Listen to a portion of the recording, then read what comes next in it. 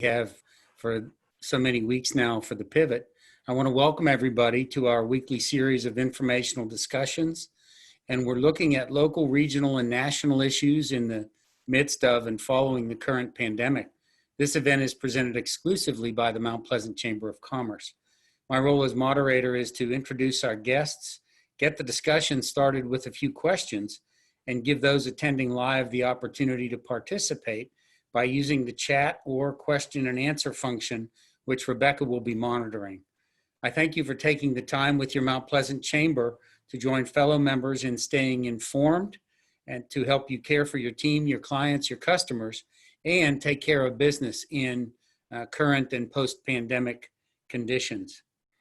We've talked on and off about marketing and how important it is, especially now, to get your message out to your market, to your target market.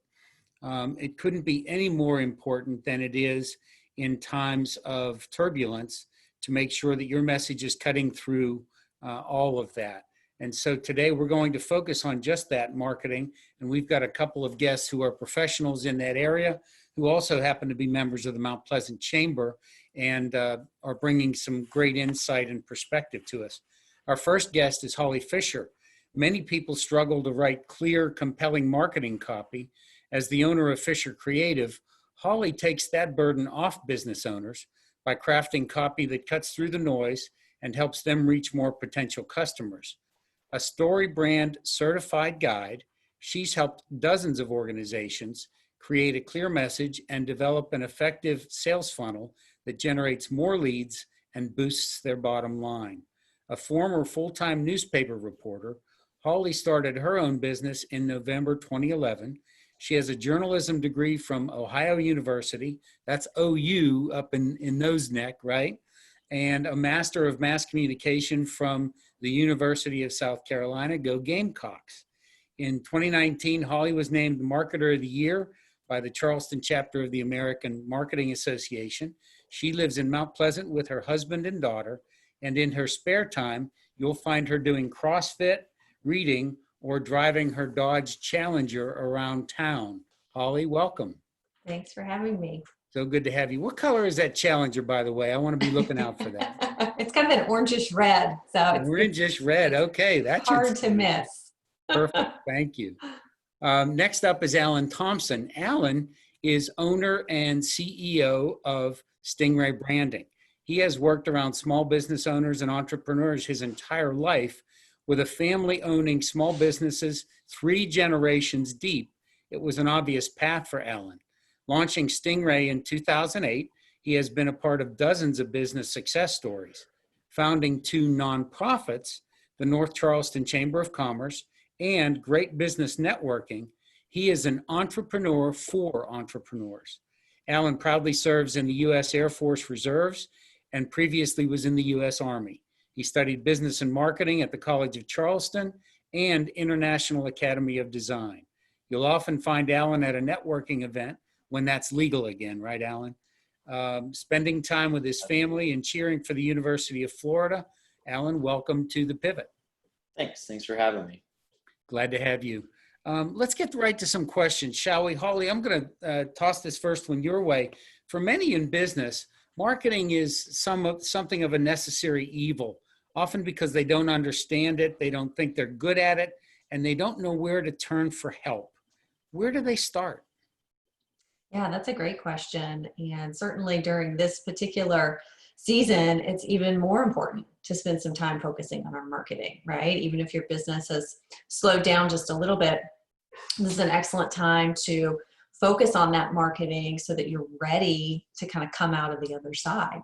And so what I do with businesses and clients that I'm working with is really kind of take a step back and look at the overall message that they are presenting. So lots of times folks might know that they think they need a new website, they need to maybe beef up their email marketing, or they think they need to be more on social media. So they have all these marketing things that they feel like they should be doing. And all of those are great, but what I really encourage my clients to do is kind of take a step back and let's actually look at the message that you're putting out there. So we'll really spend some time figuring out, Do your customers really understand the problem that you're solving for them? Do they understand how they can do work with you? What it's going to look like after they do business with you? Some of the success that they're going to experience. And so really kind of taking that step back and laying that foundation and getting that messaging super clear then actually makes the rest of the process a lot easier. Then we can look at, okay, let's get some website copy together. Let's look at emails. Let's look at your social media. But first we need to actually know what we're saying. And so I think that's where people sometimes get tripped up, is they get caught up in, how's my website going to look, or what do I need to post on social media? And we haven't actually gotten the foundation of the message first. Right. So what I hear you saying is people tend to get hung up on this piece or that piece as opposed to looking full picture first, right? Exactly. The has everything to do with who we're trying to attract. And if we get the messaging wrong, the rest of it's not going to matter, because we're probably going to be attracting people that we don't need or don't need us, or both. Yeah, exactly. Or people aren't even going to have a real good understanding of what you even have to offer. Right. You know, if your website, isn't super clear and people can't land on that and immediately go, oh yeah, I see exactly how you can help me, then you just wasted a bunch of money on a brand new website, right? If people don't even understand what it is that you're doing. We have a lot of competition for our attention and our time, right? I mean, we're all bombarded with messages constantly. And so, you have to be able to cut through that noise and really quickly get people's attention and let them know how you can help. Yes, indeed. Thanks, Holly. I appreciate that. Alan, let's come over to you. Small business runs in your family, as we heard in the introduction, and seems to be in your blood. You've built several organizations, both for-profit and not-for-profit. How do you encourage entrepreneurs, especially those who are just getting started? Sure. That's a great question. And I think that one of the things you have to consider right in the very beginning actually is what Holly was talking about, right? Is how are you going to reach people? What's the message going to be? And that should stem from passion. Everything that we've started has been out of a passion or a need in the market, right? Not just creating something because I've got trade skills in this or trade skills in that. It's got to be something that you've got a story behind, something that's going to carry on for a while, something that people can buy into. Both of the nonprofits we've started, we saw a void in the market for. We thought that they could bring substantial value to the people of the community, and same thing even with my business. Stingray branding was started because my family's been in business forever. They didn't understand marketing, and as marketing was changing, they were losing traction in the market. So I learned how to build websites, and I learned how to market, and then went to college for it so that I could help fuel their businesses and make sure that they didn't end up failing. And that's been our mission ever since. Wow, that's a great story. You said 3 generations deep, so you have grandparents that were small business owners, operators? Yep. Yeah, we've had a couple locksmith companies and some other businesses in our family for a long time. We've had a locksmith company based out of Somerville, recently closed down. My father finally closed it down because I didn't want to pick it up where he had it left off. I enjoy marketing a little bit more, but we had a locksmith business in our family for over 75 years, and then another one out on Kiowa for about 30 years. That's a lot of hours, and especially some odd hours, isn't it, Alan?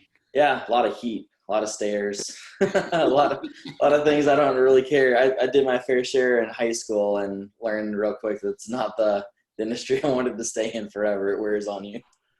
I think too, and I think you can both appreciate this. If you're going to be self-employed and own a business, you better enjoy what it is you do, because it's going to be long and hard if you don't, right? Yeah, it's going to be a lot of hours. A lot of hours in your craft, and a lot of hours on things that's not your craft. Yeah, absolutely. That's exactly right. Thanks, Alan. Holly, you've also had considerable small business experience. Talk about the synergies you've been able to see and create between organizations. I think one of the things that's really great about, having your own business and then also working with other small business owners and entrepreneurs is that you can really appreciate kind of what they're going through. So even if we're not in the same industry, I can still understand a lot of the challenges that come with having a business. I've certainly worked on my own. I've also had employees. I've had other business. And so I just really can kind of come at it from a lot of different directions. And I think that really helps clients feel comfortable, right? Because they know that you can kind of understand. And the same thing is just in doing marketing for a lot of different businesses in a lot of different industries. I can even pull from some things that I've seen other businesses do. You know, I may be working with one client on one side of the country in an industry, and then working with a client in maybe a totally different industry somewhere else, but there may be some overlap there. And so there is that opportunity to kind of look at that and go, okay, well, I see what worked well for one person. Let's maybe, you know, why don't you try that for your business? And so you can really bring a lot of good expertise and background and experience, and you almost become marketer and with a little bit of a business coach dripped in on the side there. You know, we joke about it, and I'm sure you both have experienced this, where your clients will at some point say, I feel like I'm on a couch and you're listening to me, you know, in therapy. And I think all of us who own our own businesses need a little bit of therapy now and again just to survive, right? Yeah, exactly.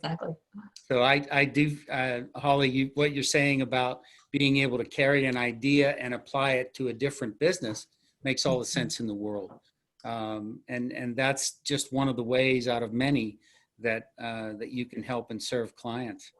Ellen, talk a little bit about your approach to marketing and how small to medium-sized businesses can stretch each and every dollar invested in attracting their next customer. There are an awful lot of people who say, I'd do more marketing if I just had more money, and something's got to give there, right? Yeah, you know, I like your word choice in the question whenever you called it marketing instead of advertising. I think that's one of the biggest things that people, especially small business owners, get confused about, and where they spend most of their money, you know, on the wrong things. You know, 15 years ago, 20 years ago, our options were radio, TV, billboards, and the yellow pages, you know, and maybe some random park benches and stuff like that. As we've had more technology that's come out with social media, Google ads, things like that, business owners tend to get overwhelmed by trying to figure out where to spend their money. But in reality, all of those things have created better opportunities for them to compete with the large dollar retailers and large marketing budgets without having to spend thousands. And that's typically the first mistake that we see people make, is they'll go in and they'll spend thousands on social media when they may be in a B2B market, or their market may not be on social media at all looking for them. Right? It's all about opportunity and putting the right message in front of the right customers at the right time. And whenever you have that right mix, that could be for a couple $100s a month at times, right? Maybe you don't need to be on social, or maybe you don't need to be on Google ads, or there's different places that people are spending their money and time whenever they're making that decision about whether or not to purchase from your business. And putting the right message at the right time it's everything, right? It makes all the difference in the world. So, you know, that's really the biggest thing that we focus on whenever people walk in our office is, where is your customer at? How do we reach them? And where's the most effective way to do so, whether that's a cost metric or something else. Mm-hmm. You know, Alan, you remind me of something I heard a long time ago, and it's sort of one of those truisms, is when you have a hammer, you tend to think of every problem as a nail, right? And so to offer marketing services to clients, you really have to be versed in all the tools and the media they have available to them. And, you know, back to Holly's point, you don't go try on one thing just because the last conversation you had, somebody was telling you what a great day they were having on Instagram or LinkedIn or what have you. You've got to be ready to solve their problems instead of looking at everything in terms of your favorite tool today. Yeah, you know, I think Holly and I and most people in marketing spend a lot of time educating people, trying to help them to understand why each thing works in its own way and what not to do.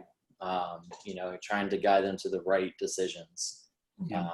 They're critical in success as to whether or not that business is going to survive, and especially in today's time, right? As we reopen the economy, there's a lot of noise that's out there. There's a lot of businesses trying to fight for a very small demographic of people that have the money that are willing to spend it right now. And strategically placing those dollars could mean the ultimate failure or success of that business post-COVID.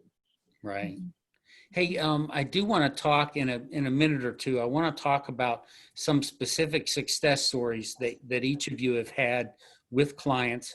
Feel free to mention or don't mention that particular client's name, but I'd love just a quick sort of an overall, on the case study kind of an approach. Here's the client's profile. Here's what they were facing. Here's what we did. Here's what happened. Here's how it worked, and here's where they are now. Sort of a before, during, and after thing.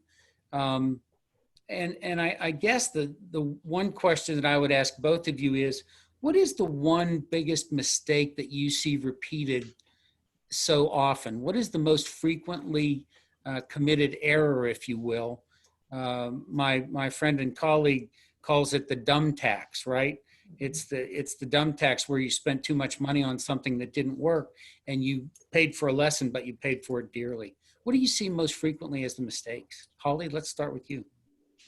Well, I think probably a lot of it goes back to the messaging piece, right? Where people have spent a whole lot of money maybe on, trying to get a really well-designed website, and then they kind of forgot about the words. They actually forgot about the copy that was supposed to be on there. And so that's a really big one. And then I think another one is just simply not asking people for the sale. I look at a lot of people's websites, and sometimes they just have maybe like one kind of what I'll call the buy now button, right? And so you're kind of forcing people to kind of have to dig around and figure out how they can do business with you. Mm-hmm. We don't walk into the grocery store and wonder where the cash registers are. Right? They're right up front. It's very clear. There's a lot of them. And so the same thing is true with, your website or maybe some other marketing that you're doing. People are kind of like trying to hide their cash register. And it's like, if people want to do business with you, make it easy for them to make a purchase, schedule a consultation, whatever that direct call to action is that you want them to take.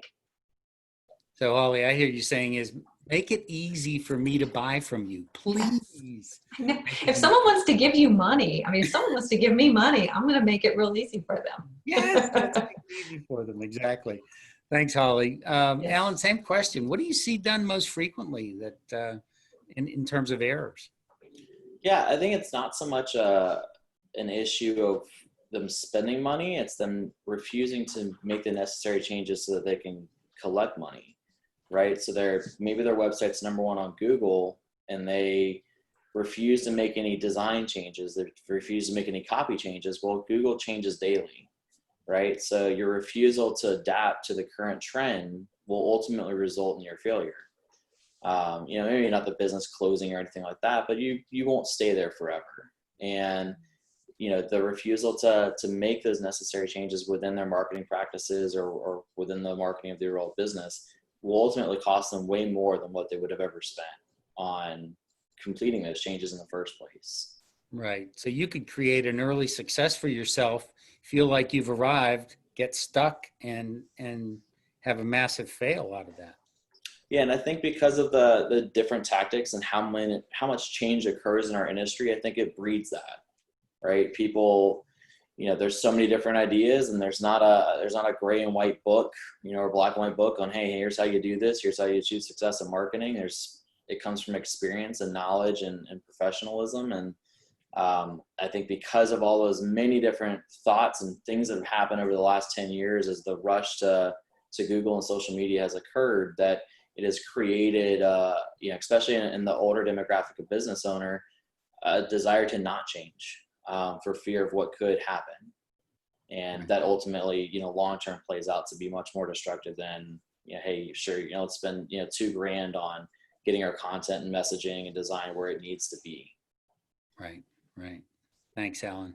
Okay. I promised I was going to ask you about, give me a client success story, Holly. Can you do that in a couple minutes, 2-3 minutes? Oh gosh. It's hard to think of one, but I did just finish up a project with someone. It's kind of so fresh in my mind, but she's in the process of launching an online course on productivity and time management that she has put together. And so she had reached out for some help putting together the landing page for that, the sales page.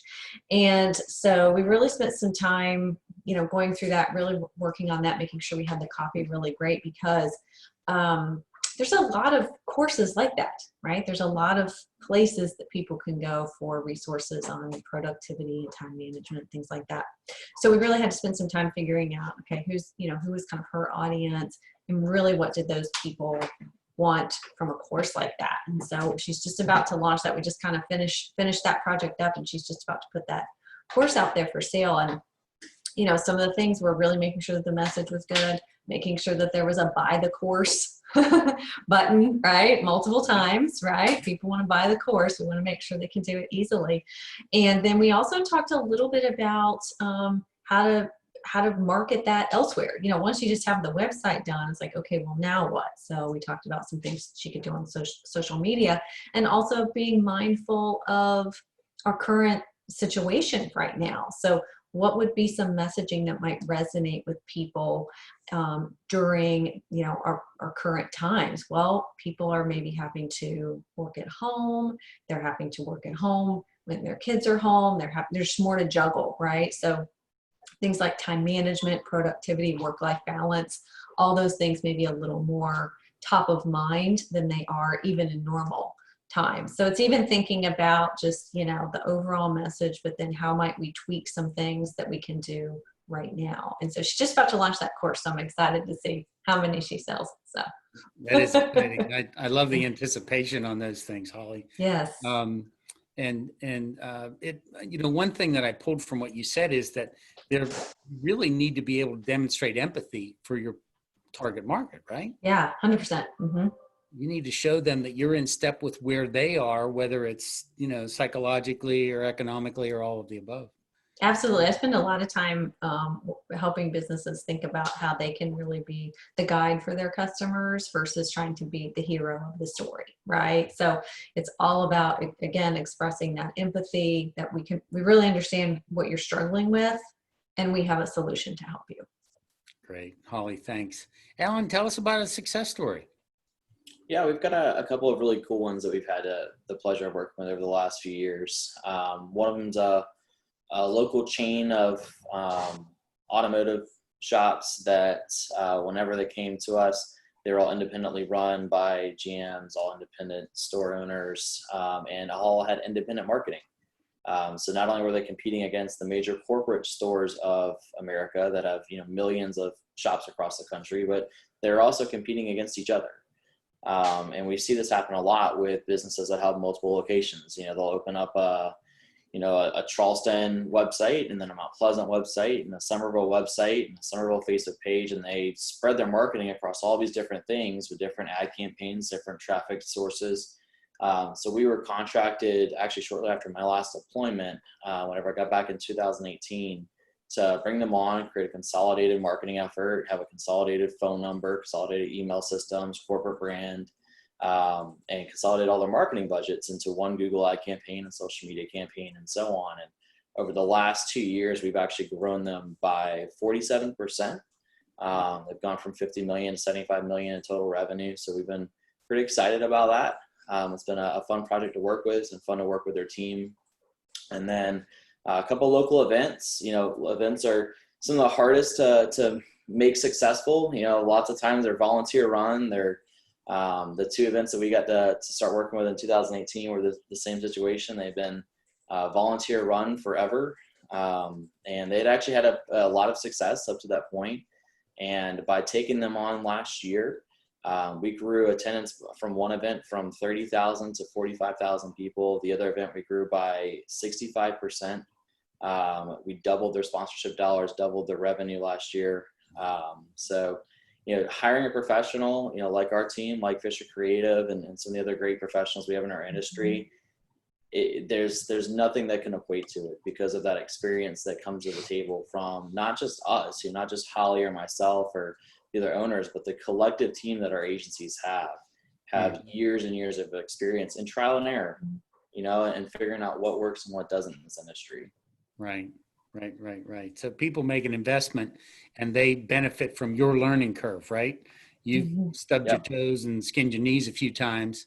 They Many can benefit times. from not having to go do that themselves. Right. Absolutely. Exactly. Thank you.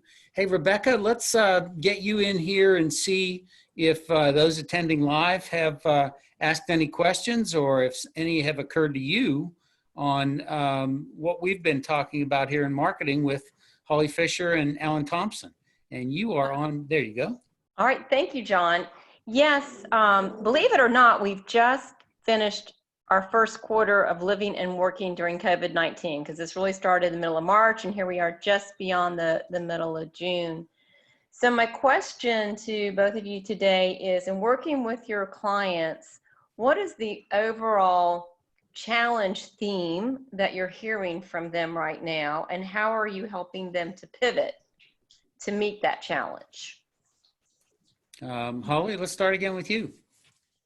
Gosh, I sort of work with folks in a lot of different industries and kind of all over the country. So there've been a few people that have just, kind of been fine. They're still sort of, plugging away. And then I've certainly had some other clients, especially those that have sort of like physical locations, right? That, I think their biggest concern is just getting their doors back open, right? And getting their customers or clients back in the door. And I've had a couple of folks that we started some conversations in kind of late February, early March, and they were struggling a little bit, but have decided to go ahead and work on some of their marketing, which I think is great. Use this as an opportunity to make some adjustments, make some tweaks. And so I think the big challenge for people is just in any situation is kind of going, do I keep the marketing going or do I pull back? And it's really important to keep that going, even when times are a little tough, because your competitors may keep their marketing going and then you're going to fall from that top of mind slot. We won't hopefully be in this situation forever. Hopefully there's an end in sight at some point. And so you want to make sure that you are really ready to go when you do that. And so by keeping your marketing going, by having that sales funnel, by having a way to capture leads, you'll be able to continue to survive and even thrive during this situation. Thanks, Holly. Alan, same question. How are you finding clients and prospects needing to pivot these days? Yeah, I think, similar to Holly, we have so many different customers in different industries, and every client's different. Every client's in a different place in their business. Every client has their own challenges. So I think the biggest challenge probably for us has been ensuring that we meet with every client and discuss their independent challenges and then trying to figure out how do we get around these for each individual client, because every single one of them has been different. Some have the challenge of just getting online, right? Some of our clients are traditional retail or have traditional, revenue streams, and figuring out a way to get them online so they can still bring in revenue during the shutdown. And others don't have that opportunity at all, right? So it's, what do we do to ensure that we're ready for the opening to occur? Well, how do we bring in alternative revenue streams possibly? And I think one of the tendencies that small business owners have, especially the A-type ones like myself, is once things started reopening, hey, let's go full force, go crazy. And that's not necessarily the thing that you need to be doing during this time. The fear of loss from the past couple of months doesn't necessarily need to create a new loss in a whole different mechanism with overspending and things like that. So it's a matter of just, trying to figure out, is that market still there? If so, how do we reach them? Are they spending? All those types of things have to be evaluated on a case-by-case basis. So for any business owner that's watching this, if you haven't taken the time, especially over the last couple of months and specifically over the last couple of weeks as we've reopened, to evaluate your pre-coronavirus revenue streams versus now, and is there still money being spent? Is that market still there? And how do we reach them? It's something that has to be done. Unfortunately, it doesn't seem like the virus is going away anytime soon. What that means for government regulations on us will still be determined, I think. And you've got to at least have an understanding of your pre-coronavirus baseline, your current baseline, and then how that could be affected moving forward. Right. And you John, know- we have actually some questions that have come through the chat room. Another one, Okay, if you're ready. sure. How do you approach a new business during this time? Ooh, that's a loaded one, huh? Yes, it is. It's a good one. Starting up. We had somebody with us just last week who opened his new childcare center in the middle of the pandemic. Right, actually got his business, his certificate of occupancy for his brand new building in May. In the middle of all of that, then trying to open his new business. Holly, what have you seen or heard about that? I think the biggest thing to do is think about how you can help people during this time. So whether you're a childcare facility or a marketing company, like whatever your business is, sort of taking a step back and looking at, all right, how can I help people during this particular situation? I'm thinking about, all right, what are some ways that I can offer people some free marketing resources and tips and things like that during this time, right? And so, it's really just figuring out how you can sort of serve people well, right? The needs that your customers had or that you thought your new customers were going to have, 3 months ago, maybe they've shifted. So how can you step in and help fill that gap? Right. Thanks, Holly. Same thing, Alan. Somebody who's thinking about getting started and opening a business or just has, what would you guide them to do? I think you're on mute. There you go. Yeah, I think the biggest thing to consider right now is are you going to be able to survive the next 18 months as this thing unfolds? And then B, after it's over, are you still going to be able to survive, right? So opening up a business specifically just for coronavirus, it could be a great short-term income consideration, but you should certainly have a plan post-coronavirus, right? So make sure you sustain. And one of the things that I've always tried to do with the businesses that I started was trying to make sure that they were going to be recession-proof, right? We just came out of the 2008, 2009 recessions, and that's certainly something that every business has hopefully been thinking about since then is, how do I make sure that I don't fold if we go through a massive economic recession or depression? Unfortunately, I don't think very many of us thought about what do we do if the economy completely shuts down and freezes like a hurricane for 3 months? That was not in my business plan. I don't think it was in many of my clients either. Typically in recessions and depressions, the pocket of money moves, right? There's still a market. You have to figure out where that market is and pivot your business. During the coronavirus, which was kind of like a hurricane shutdown, the market evaporated. And, for many businesses. So I think that, as a new business, that's something that you have to have in your business plan right now, in your marketing plan, right? How do you most effectively spend your marketing dollars? How do you reach the right consumers? How do you ensure that your product is necessary? A lot of people are hurting financially right now and are going to be for a long period of time. So, luxury and commodity items may not be the thing of the times right now to go into business for. So making sure that you're going to be something that they have to have regardless of what happens in the economy. Right.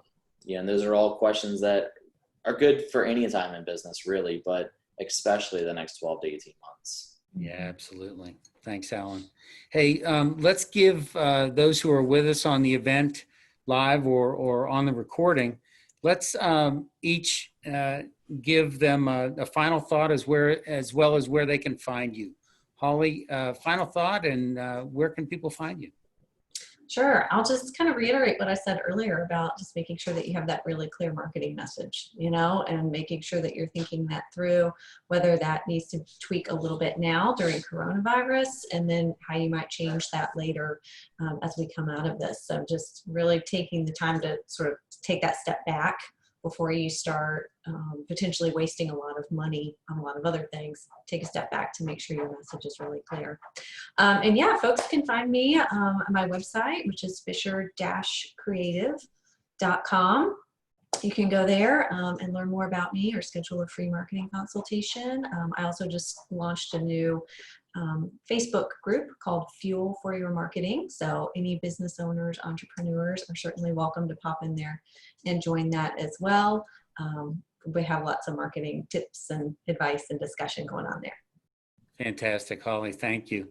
Alan, final thought, and where can people find you? Yeah, I think, best final thought is to not panic. Don't freak out. Don't make rash decisions. Whether you're in a massively impacted industry or one that's been, not so heavy hit, there's a future. We're going to continue to move forward and, just take the time to make sure that you're strategically placing your marketing dollars in the right places, right? Don't overspend, don't go crazy. The market's going to be there. The economy is going to come back. Let's figure out how to get you from now to whenever that happens. And as far as finding us, yes, stingraybranding.com is, has all my information. You can find me on Facebook. I'm pretty active on there, LinkedIn, all those fun things. We also do free marketing audits. And we'd be happy to just chat with any business that's had questions about this. We've helped a lot of businesses pivot their business. And I think that's the biggest thing right now is A, do you need to pivot? B, how do you need to pivot? And C, let's not go crazy. Take a deep breath. Yeah. Stay positive. Yeah. Slow down, meditate a little bit. Little yoga, a little CrossFit, whatever it takes. Get yourself back on that balance again, right? Thank you so much, Holly Fisher, owner of Fisher Creative, and Alan Thompson, owner and CEO of Stingray Branding. Thanks to all of our chamber members who are with us live and those catching us on the recording. And a big thank you to Mount Pleasant Chamber's own Rebecca Imholtz for keeping us on track today and each week. From all of us at the Mount Pleasant Chamber, thank you for joining us this week for The Pivot. Make it a great week. Absolutely. Thanks, everyone. Thank you.